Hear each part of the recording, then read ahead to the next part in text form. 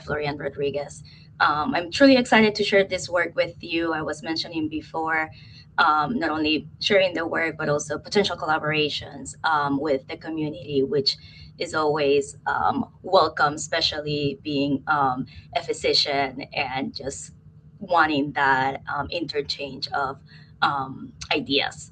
So I want to take you on a little bit of a journey, one that starts with a very common and underappreciated condition that affects millions of women, travels through the biology of aging at the cellular level, and then we arrive at a frontier that I think has the potential to fundamentally change how we approach pelvic floor disorders. As you might be familiar with, pelvic organ prolapse is characterized by descent of the pelvic organs from their normal anatomical position. As you can see in this illustration, when the muscles, ligaments, and connective tissue that form the pelvic floor lose their structural integrity, the organs they support, the uterus, the bladder, the rectum, can herniate downward into or even beyond the vaginal canal.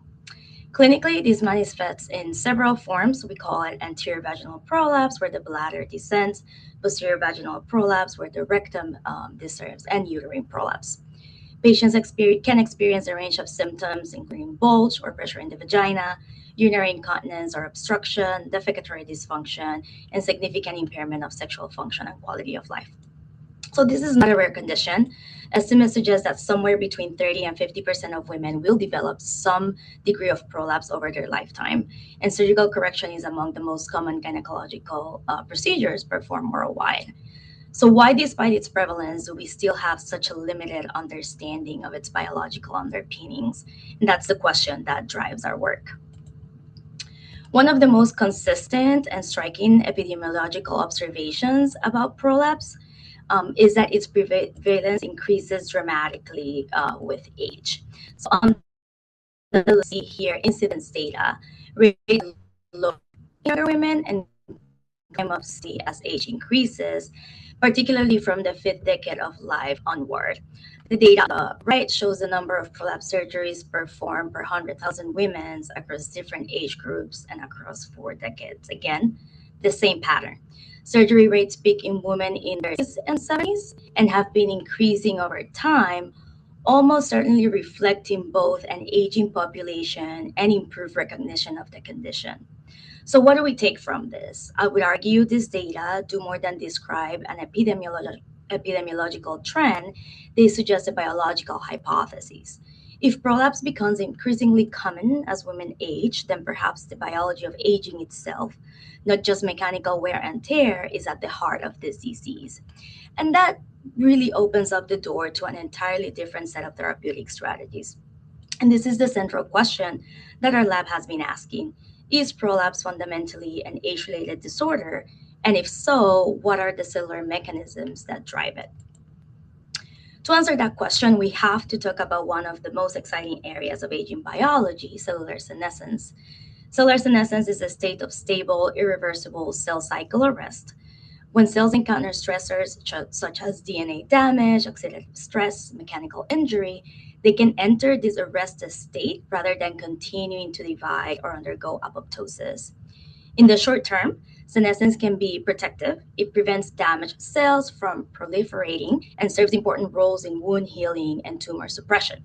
But here's where it gets interesting. Senescent cells don't just sit quietly. They become metabolically active and begin secreting a complex mixture of inflammatory cytokines, chemokines, growth factors, and critically matrix-regulating enzymes. And we call this the senescence-associated secretory phenotype, or SASP.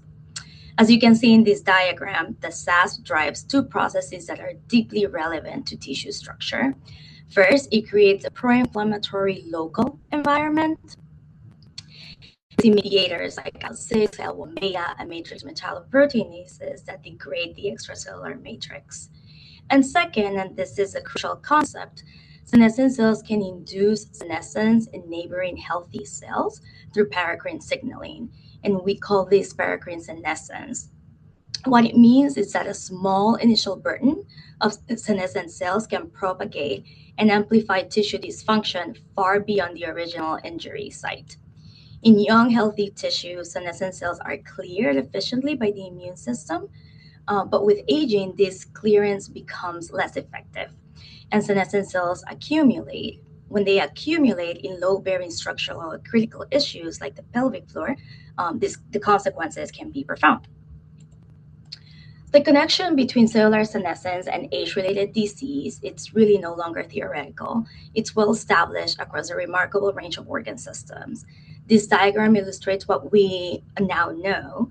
Cellular senescence is a shared biological mechanism linking many of the most common and consequential diseases of aging, such as atherosclerosis, heart failure, pulmonary fibrosis, diabetes, arthritis, cognitive impairment, and intervertebral disc disease.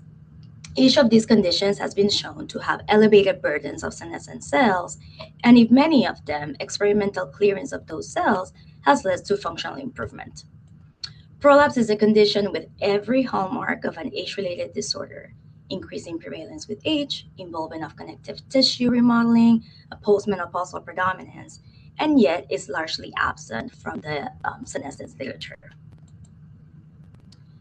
There are numerous cellular pathways that contribute to expression of senescence markers. Here, the SIGA-STING signaling axis is highlighted. In this axis, the second messenger cyclic GMP-AMP and the cyclic GMP-AMP receptor stimulator of interferon genes, STING, is activated by endogenous DNA, including extranuclear chromatin present from genotoxic stress, and results in secretion of sterile inflammatory markers consistent with the senescence-associated secretory phenotype, or SASP. With that background in mind, the question asks itself: is cellular senescence associated with pelvic organ prolapse? And I'm going to walk you through the mechanistic model we've been testing. The story starts with pelvic floor injury, the kind that occurs with childbirth, chronic straining, and the hormonal shifts of menopause. This injury induces DNA damage in vaginal stromal cells, which activates SIGAs. SIGA's activation drives the cell into a senescent state and activates SASP. The senescent cell then begins secreting matrix metalloproteinases along with pro-inflammatory cytokines. These MMPs then act on the extracellular matrix of the pelvic floor. Critically, they degrade elastic fibers and fragment fibrillin 5, which is an elastic fiber assembly protein that is essential for maintaining the structural integrity and elasticity of connective tissue. Fragmentation of fibrillin 5 is particularly important because it creates a self-perpetuating cycle. Degraded elastic fibers generate more damaged signals, activating more SIGAs and producing more senescent cells. The end result of this cascade, degraded matrix, weakened supportive tissue, impaired structural architecture, is pelvic organ prolapse. And this is the pathway we're targeting. And it suggests that intervening at multiple points in this cascade, either by clearing senescent cells or by blocking upstream drivers like SIGAs, might offer opportunities to modify the course of this disease. Before I show you our data, let me briefly introduce senolytics. Senolytics are drugs designed to selectively target senescent cells for apoptosis. The rationale is elegant. Senescent cells rely on pro-survival pathways, the so-called senescent cell anti-apoptotic pathways, or SCAPs, to resist programmed cell death. Senolytics exploit this dependency to selectively eliminate senescent cells while leaving healthy cells intact. The result is a reduction in overall senescent cell burden and ideally restoration of normal tissue function. The combination of dasatinib and quercetin, or DNQ, is among the most extensively studied senolytic regimens. Dasatinib is a tyrosine kinase inhibitor originally developed as a cancer therapy. Quercetin is a naturally occurring flavonoid, and together they target complementary pro-survival pathways in senescent cells and have demonstrated synergistic senolytic activity. This combination has shown real promise in preclinical and early clinical work across a number of conditions: improved survival in aged mice, benefit in intervertebral disc disease, attenuation of pulmonary fibrosis, and improvement in diabetic kidney disease. There are now multiple clinical trials evaluating DNQ in humans. So given what we know about senescence in connective tissue remodeling and the mechanistic model I just described, senolytics, specifically DNQ, seemed like a natural and an exciting candidate for pelvic floor disease. And this slide captures that theoretical framework when it comes to senolytics. On the left, you see the injured pelvic floor accumulating senescent cells bathed in SASP cytokines with an inflammatory microenvironment driving matrix breakdown. In the middle, senolytic treatment, in this case dasatinib and quercetin, induces apoptosis of these senescent cells, removing the source of chronic inflammatory SASP. And on the right, the post-senolytic state, reduce inflammation, improve tissue architecture, tissue repair, and regeneration, and ideally restoration of pelvic floor function and prevention or amelioration of prolapse. So now to the data and the bulk of what I'm going to be presenting. The first question we asked was the most fundamental one. Can we even induce cellular senescence in vaginal fibroblasts? And if so, can dasatinib and quercetin reverse it? We use etoposide, a DNA-damaging agent, to induce senescence in primary vaginal fibroblasts in culture. We then treated those senescent cells with DNQ. So here you see the fluorescence microscopy image on this slide telling this story very clearly. We stained for P21, which is a canonical marker of cell cycle arrest, here shown in red, and for gamma H2AX, a marker of DNA double-strand breaks, shown here in green. DAPI staining in blue, marking the nuclei. In the control cells, the top row, you see baseline expression. In the etoposide-treated cells, midline row, there's a dramatic increase in both P21 and gamma H2AX staining, confirming the successful induction of a senescent state.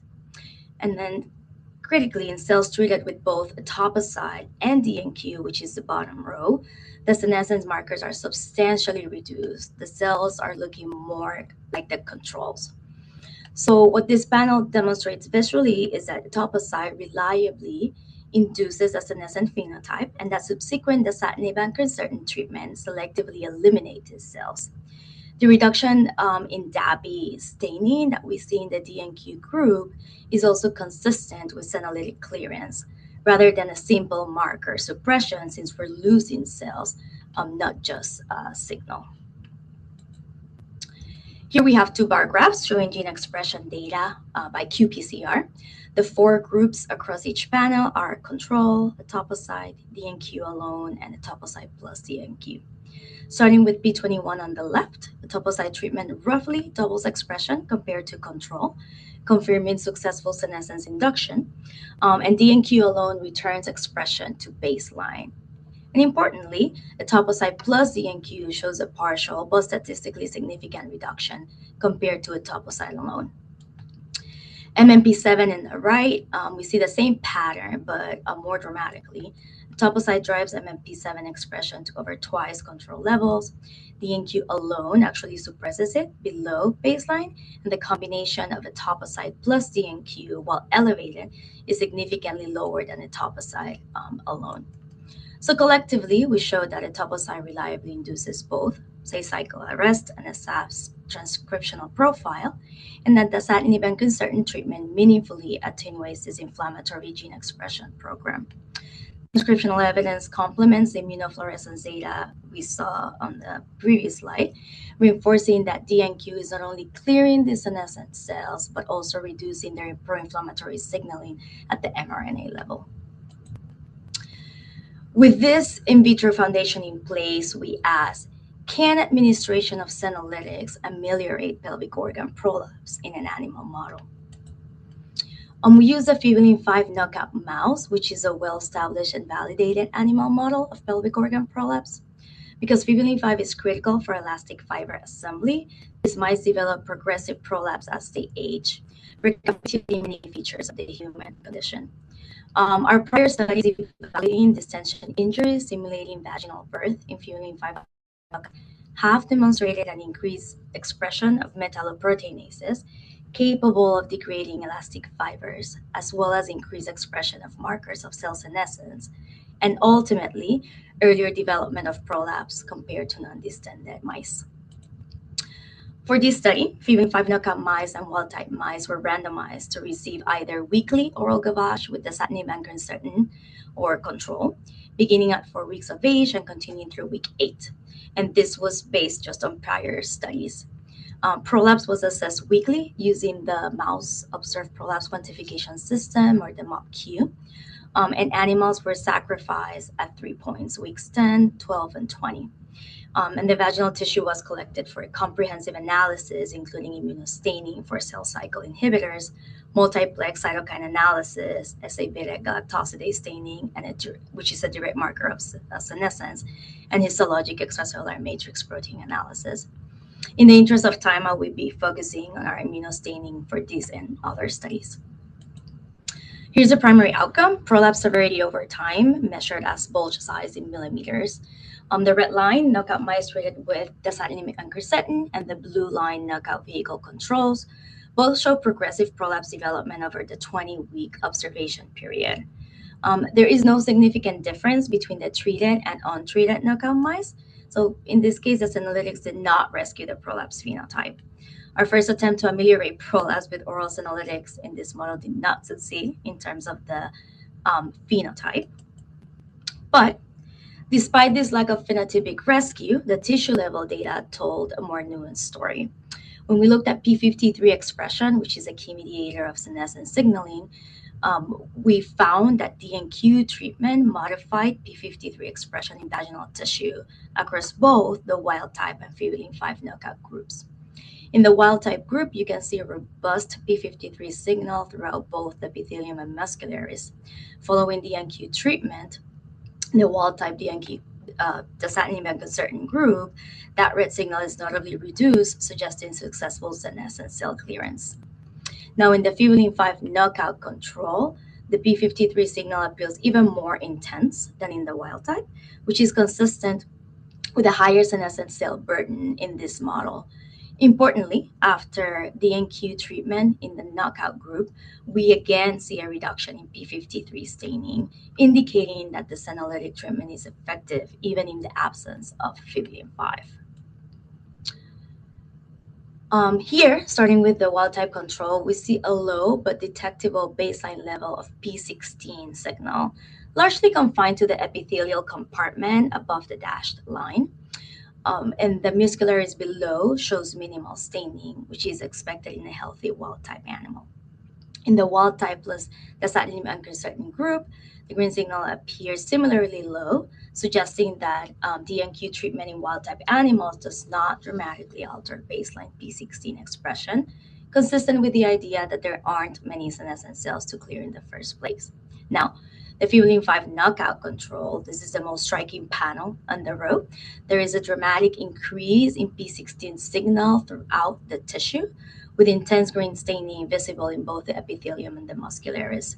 You can also appreciate that the signal has more of a diffuse, widespread distribution compared to the wild type, reflecting the globally elevated senescent cell burden in this model. Finally, in the fibrin 5 knockout DNQ group, the p16 signal is visibly reduced compared to the untreated knockout.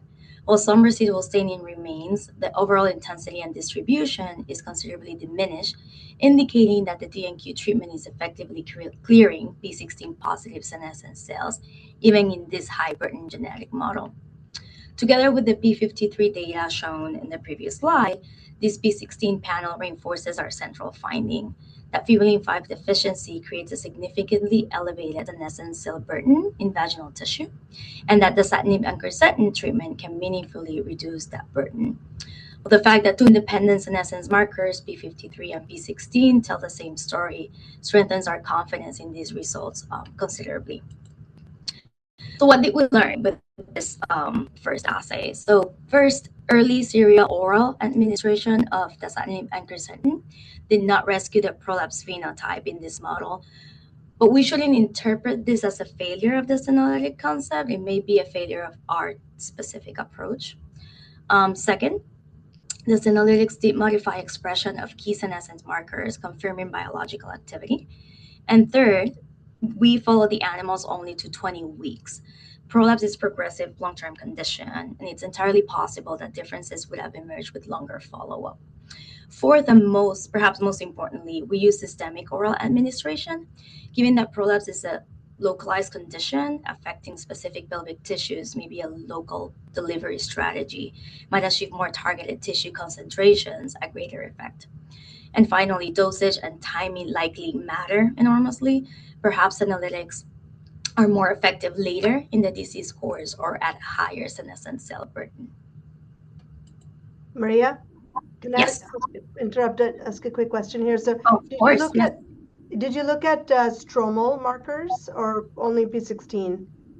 So we looked at, like I mentioned before, SA beta gal, and we did look at Ki67 just for proliferation, then alpha SMA to look at the muscularis. I see. But did you look at collagen and see if there was any impact on collagen deposition? We have qPCR data for collagen, but not collagen staining, unfortunately. I do have kind of like Mason trichromes, just kind of like a general assessment, which shows decreased collagen. I see. Great. Yeah. Thanks.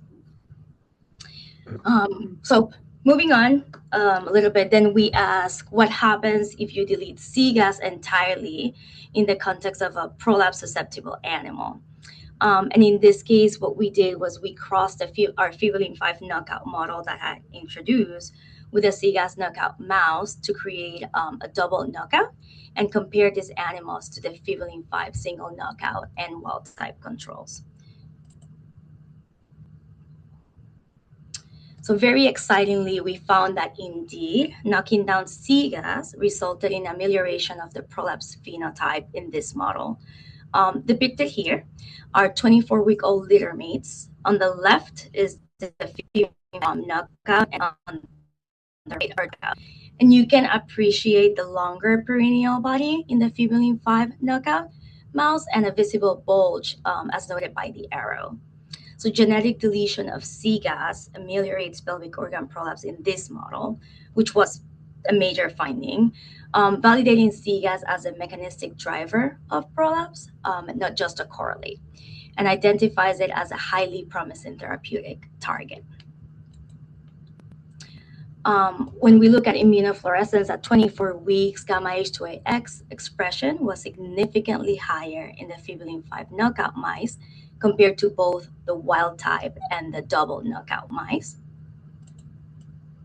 And at 24 weeks, P21 expression was significantly higher in the Fibulin 5 knockout mice compared to both the wild type and the double knockout mice. As expected, we found that the concentration of interleukin-1 beta and GM-CSF, or granulocyte macrophage colony stimulating factor, were significantly higher in the double knockout mice compared to the Fibulin 5 knockout mice. Both cytokines are crucial to the injury and infection response, showing that in animals with prolapse, they did have a higher inflammatory response with age. So we were able to rescue the prolapse phenotype with this model, but it was unknown if the double knockout mouse preserves vaginal mechanical behavior. So we asked, does the double knockout preserve vaginal structural integrity? In collaboration with Dr. Kristen Miller, who is a biomedical engineer here at UT Dallas with a secondary appointment at UT Southwestern, we use extension inflation methods with which we can explant the entire mouse vagina, preserve the cylindrical geometry and native cell to extracellular matrix interactions. And this mechanical testing system also permits multi-axial loading, thus mimicking the physiologic loading environment, which we can expand longitudinally or circumferential.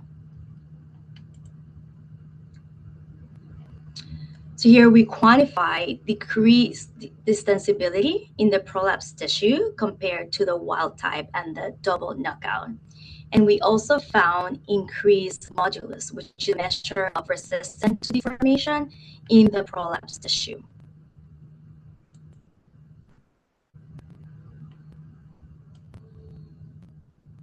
So altogether, what we're seeing is these results suggest that C-gas and cellular senescence may be a useful target for developing pelvic organ prolapse prevention and treatment meds. Of course, genetic deletion is not a therapeutic strategy for humans, but there are pharmacological inhibitors of cGAS, and one of the most potent and well-characterized is RU521. So we designed a pilot study to ask, can local administration of a cGAS inhibitor ameliorate pelvic organ prolapse in our animal model? In this case, we used 20-week-old nulliparous wild-type and amphiboline-5 knockout mice and administered intravaginal injections of RU521, which is a cGAS inhibitor, or sham, weekly for 4 weeks. The vaginal tissue was harvested 1 week after the completion of injections, and cellular senescence markers were analyzed. The rationale for intravaginal local administration, it directly addresses one of the key lessons that we learned from our prior senolytic studies, that systemic delivery may not achieve adequate tissue concentrations in a localized anatomical target. And local delivery has the potential for higher tissue concentrations, lower systemic exposure, and more targeted biological effect. So this work is ongoing, but our preliminary data shows that local RU521 administration significantly modified P21 expression in the fibulin-5 knockout mice. You can see this clearly in these immunofluorescence images within the bar graph to the right. So sham-treated fibulin-5 knockouts show high P21 expression, while RU521 treated animals show a significant reduction. So this near complete abolition of P21 signal following cGAS inhibition tells us that the cGAS pathway might be a primary driver of senescence maintenance in fibulin-5 deficient tissue. Again, positioning cGAS not just as a biomarker, but as an actionable therapeutic target in this model. From this cGAS inhibitor study, there were 3 important conclusions so far. First, that a short longitudinal course of cGAS inhibition delivered by vaginal injection mitigated markers of cellular senescence in our prolapse models. Local delivery does work. Second, this data strongly support further investigation of RU521 or other cGAS inhibitors as a therapeutic strategy for pelvic organ prolapse. And third, there is meaningful work still to be done. We need to assess the downstream extracellular matrix markers, longer time points to assess phenotypic outcomes, and optimization of dosing regimens. So just going to summarize kind of like where we stand. 3 core takeaways from this body of work. 1, cellular senescence contributes to the pathogenesis of pelvic organ prolapse. The data from in vitro models, genetic animal models, and pharmacological intervention studies all kind of like converge in this conclusion. 2, there is a genuine role for senolytics and more broadly for anti-senescence strategies in pelvic floor recovery. The challenge is not really the biology, it's optimizing how, when, and where to intervene. And 3, more studies are needed to optimize timing, dosage, and route of administration. The field is very young and the questions are intriguing, and the potential impact for women's health, I think it's enormous.